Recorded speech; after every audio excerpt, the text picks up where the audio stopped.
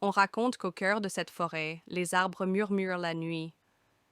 Certains disent avoir entendu des rires d'enfants, d'autres jurent avoir vu des silhouettes blanches entre les troncs. Mais une chose est certaine, ceux qui s'y aventurent n'en ressortent jamais tout à fait les mêmes. 5 adolescents ont décidé d'ignorer la légende. Pour eux, ce n'était qu'une rumeur, un vieux conte pour faire peur aux touristes. Ils pensèrent passer une simple nuit de camping, mais la forêt avait déjà posé les yeux sur eux, Sérieux? Vous flippez pour 3 vieilles histoires de fantômes? dit Sam d'un ton sarcastique. Lucas jette un regard inquiet vers les arbres, ses doigts jouant nerveusement avec la fermeture de sa veste. Ah, facile à dire. Tu sais qu'il y a eu des disparitions ici. Emma, assise un peu en retrait, lève les yeux au ciel et croise les bras, agacée. Ce sont des rumeurs, rien de plus. Alex, le sourire au coin des lèvres, se penche vers le feu, ses yeux brillants de défi. Justement, on est là pour prouver qu'il n'y a rien. Pourtant, je sens que quelque chose nous observe. Dit Léa blottie dans sa couverture, regarde autour d'elle avec une inquiétude palpable. Un craquement sec retentit dans la forêt. Tous se figent. Le silence devient lourd, presque insupportable. Puis Sam éclate de rire pour briser la tension, mais son rire sonne faux. Il n'était pas encore prêt à croire à la légende, mais la légende, elle, était déjà prête à croire en eux. La forêt dort autour d'eux. Le feu s'est éteint, il ne reste plus que des braises rougeoyantes. Les ombres dansent sur les tentes. Le silence est lourd, trop lourd. Un craque résonne sec au loin. Lucas redresse la tête, les yeux écarquillés. Vous avez entendu? Emma, enfouie dans son sac de couchage, soupire. C'est sûrement juste une branche qui tombe. Arrête de flipper pour rien. Mais soudain, un autre bruit. Plus proche, cette fois. C'est un rire, étouffé, lointain, comme s'il glissait entre les arbres. Sam se redresse, un sourire nerveux aux lèvres. Oh! Ça y est. Les fantômes viennent nous chercher. Léa, blottie dans sa couverture, fixe les ténèbres. Non, je vous jure, quelqu'un est là. Et alors, Lucas blêmi, il lève la main, le doigt tremblant. Regardez, là, juste là. Tous se tournent, mais rien. Du noir, du vide, le silence, encore plus lourd qu'avant. Alex secoue la tête, agacé. Sérieusement, Lucas, c'est ton imagination. Mais, avant que quiconque ne réponde, une branche énorme s'écrase violemment à quelques mètres du campement. Le bruit est si brutal que le sol en tremble. Un frisson parcourt le groupe. Léa porte une main à sa bouche pour étouffer un cri, tandis que Lucas recule, le visage livide. Emma tente de garder son calme, mais sa voix se brise légèrement. Ce n'est qu'un accident. Ça peut arriver. Alex se veut ferme, mais son regard trahit une inquiétude qu'il ne peut pas cacher. On reste groupés. Pas question de se laisser avoir par quelque bruit. La forêt venait de leur répondre. Et désormais, elle ne comptait plus se taire. Le matin se lève, mais la forêt reste sombre, comme si le soleil n'osait pas vraiment y entrer. Le groupe avance, fatigué, les yeux rouges, encore marqués par la nuit. Alex marche en tête, déterminé. On va explorer, histoire de voir ce qu'il y a vraiment ici. Les pas crissent sur les feuilles mortes. Tout est calme, trop calme.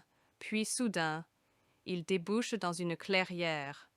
Des croix de fortune plantées à la hâte, émergeant de la terre, du bois pourri, des ficelles brisées et des noms gravés, à moitié effacés. Léa s'arrête, ses mains tremblent, sa voix se brise. C'est comme un cimetière. Lucas baisse les yeux, mal à l'aise. Non, non, c'est pas possible. Un peu plus loin, caché derrière des ronces, il découvre un cabanon en ruine. Le bois est mangé par le temps, les murs, couverts de symboles étranges, gravés encore et encore. Sam fronce les sourcils, tente de sourire, mais son malaise est visible. Ce délire. On dirait un truc de secte. Emma, rationnelle, s'approche d'une étagère effondrée. Elle soulève un carnet poussiéreux, la couverture à moitié déchirée. Attendez, regardez ça. Elle tourne les pages. Sa voix devient grave. Il parle d'une malédiction, d'âmes piégées entre les arbres, des gens qui errent, incapables de trouver le repos. Arrêtez. Léa ferme les yeux, crispée sur le carnet. Je le sens. Quelque chose est ici et ça nous regarde.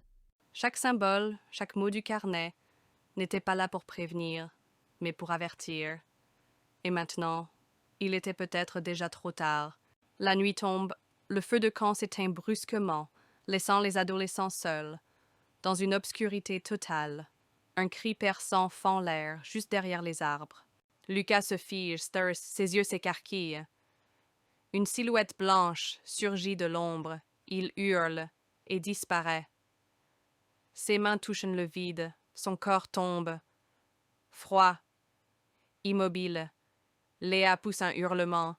Elle tente de courir, mais une ombre glaciale l'attrape par les épaules.